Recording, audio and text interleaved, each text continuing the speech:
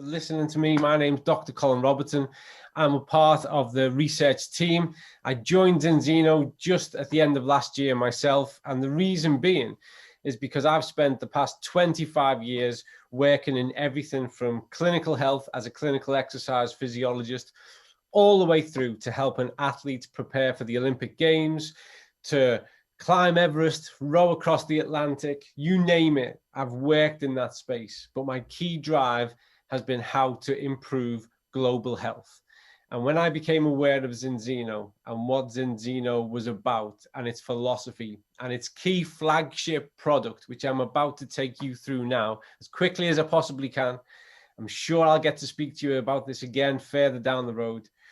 I realized that this was a true game-changing product, and that what we had was a way to help the world to heal, to really invest in preventative health and help people to live better quality of life. So over the next 10 minutes, I am going to take you on a whistle-stop tour through our key product, which is the Ascent Oil, which is that game-changing product when it comes to health. Because prevention is better than cure. And something that's been left behind in our technical evolution is our cellular health and the importance of our cellular status. We all are, every single one of you, hundreds and hundreds of people on this call this evening, this afternoon, this morning, are a collection of billions of cells. And from the moment we are born, all the way through, those cells are turning over. Your health cannot be as optimal as it has the potential to be if you're not right at a cellular level.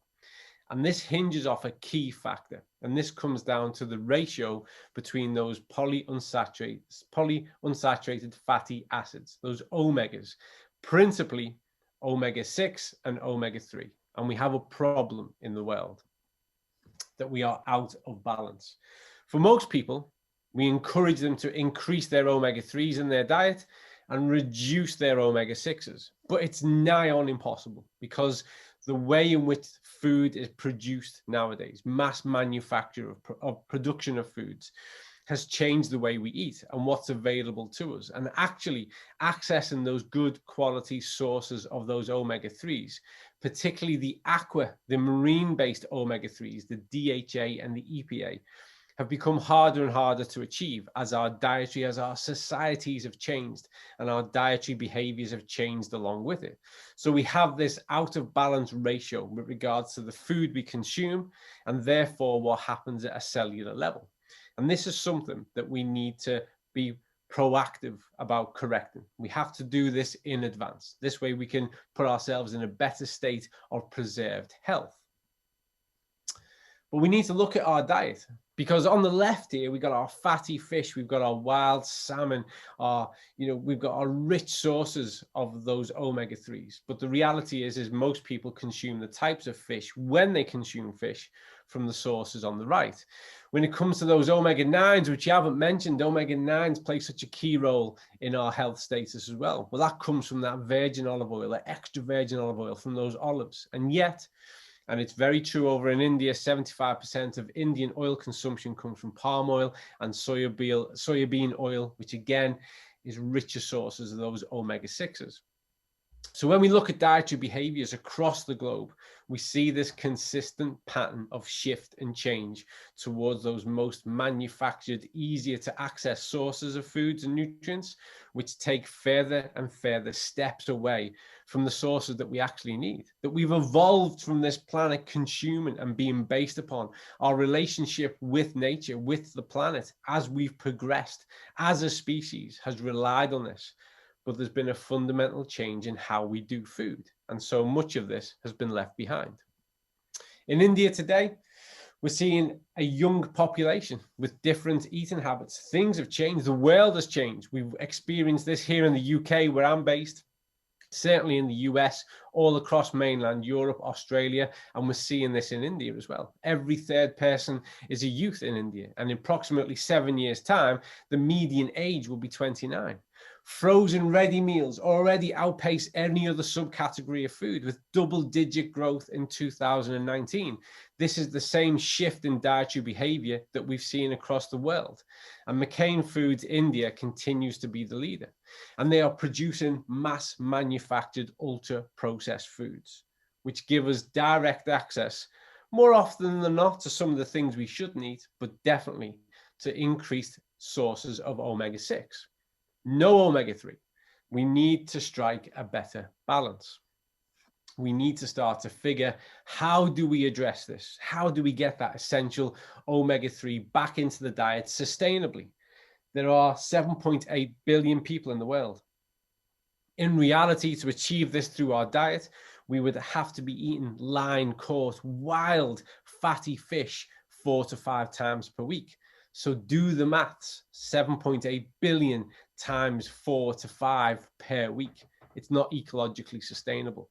So we need to use 21st century food technology to better use, to create solutions and not more problems. When we have a look at omega status across the world, India, sadly, with its change in behavior, with this move towards fast food, less fish, what do we see? Well, we see a similar profile to this.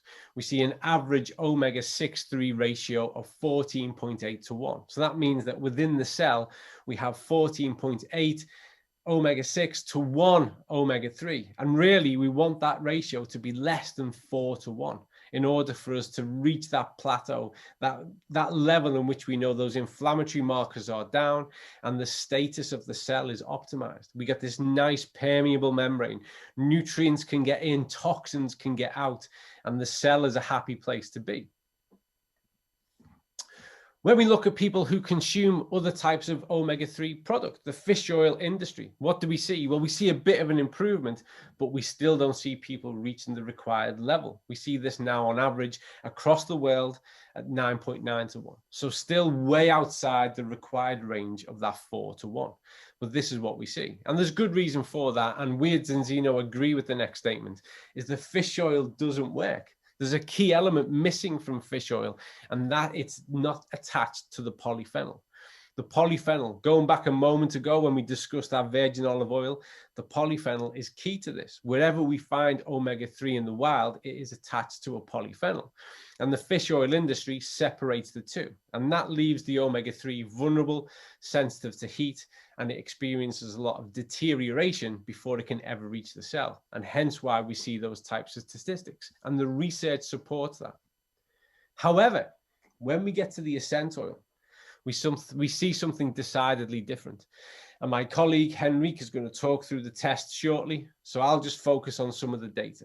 Across that 120 days of consumption of the essential oil, what we see is people going from this pro-inflammatory state, where we see those raised levels of omega-6 to 3, to that anti-inflammatory state, where we get beneath that 4 to 1.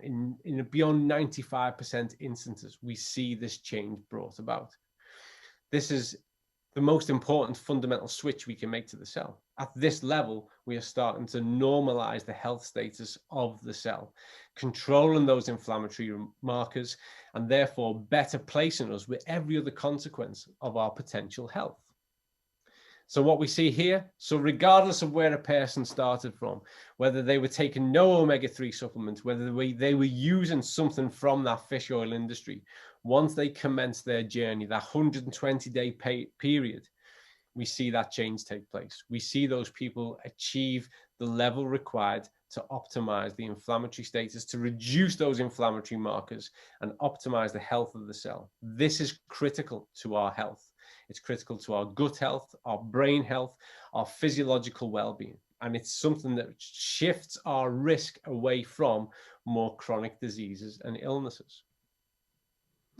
So how does it do it? What's the magic within this formula? What makes it unique? And it is unique.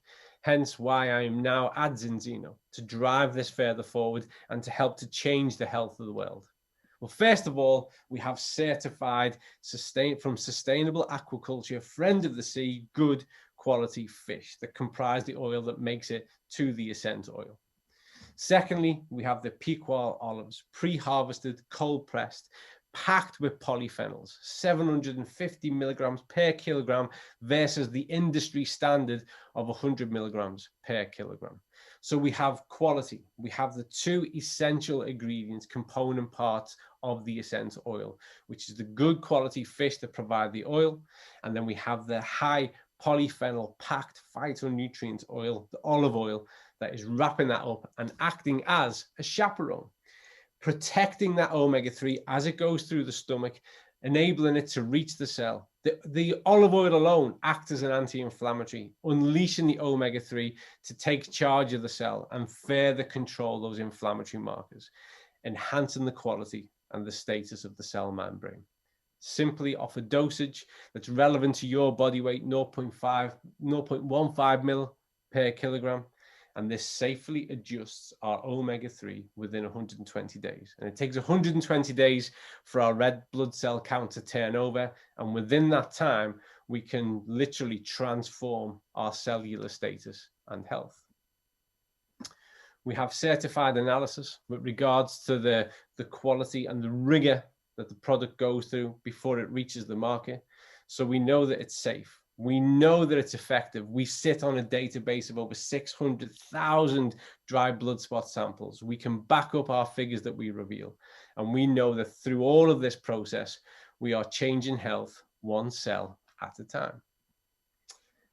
By doing this, by simply adding this much of a daily routine of taking the essential oil, we enhance our health on multiple levels, our gut health, our psychological well-being, our mental state, starting to address some of those factors with regards to how we consume foods, and we genuinely engage and invest in prevention as a health rather than correction.